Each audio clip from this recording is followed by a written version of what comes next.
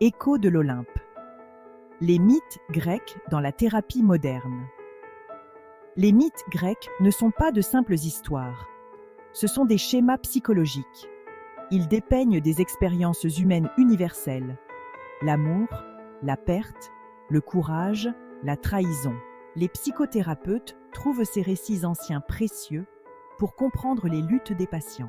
Les archétypes de la mythologie grecque fournissent un cadre pour interpréter les émotions et les comportements humains. À travers ces récits, les thérapeutes aident les patients à identifier leur parcours personnel et à affronter leurs démons intérieurs.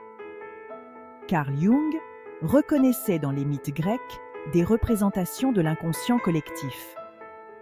Les mythes offrent un aperçu des recoins les plus profonds de la psyché humaine. En comprenant ces archétypes, nous acquérons une meilleure compréhension de nous-mêmes.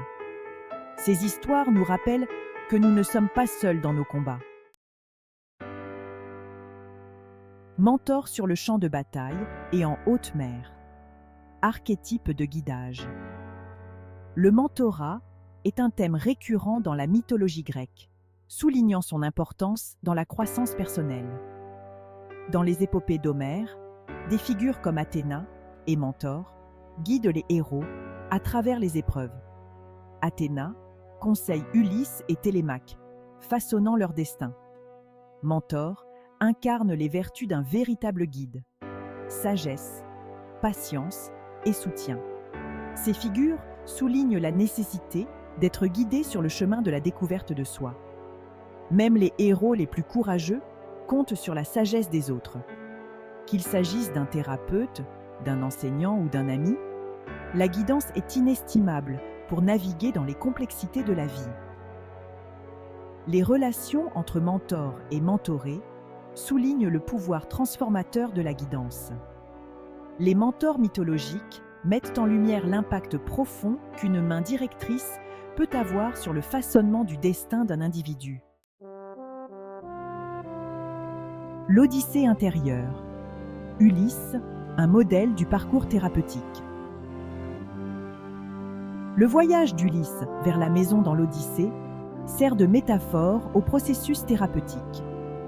Ces épreuves et ces rencontres reflètent les obstacles auxquels les individus sont confrontés en thérapie.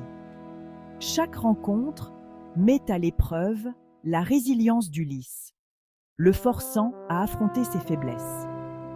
La thérapie exige souvent des individus qu'ils affrontent leurs peurs et leurs insécurités les plus profondes. Tout comme Ulysse en ressort transformé, la thérapie permet aux individus de naviguer dans les complexités de la vie. L'histoire d'Ulysse nous rappelle que le chemin vers la guérison est rarement linéaire.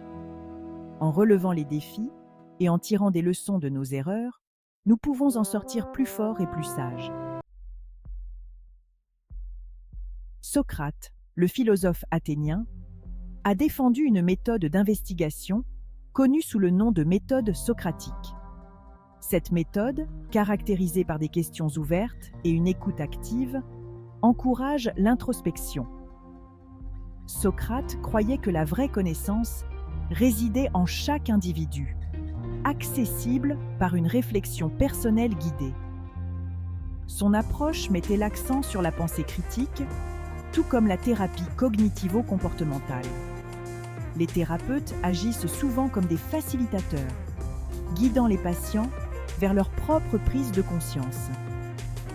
La méthode socratique sert de modèle intemporel pour favoriser la conscience de soi et le développement personnel. L'influence durable de la mythologie grecque sur la psychothérapie moderne est indéniable.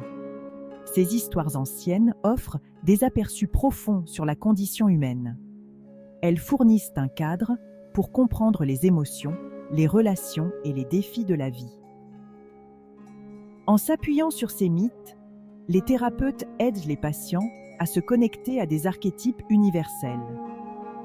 Les luttes et les transformations dans ces histoires trouvent un écho chez les individus en quête de sens et de guérison.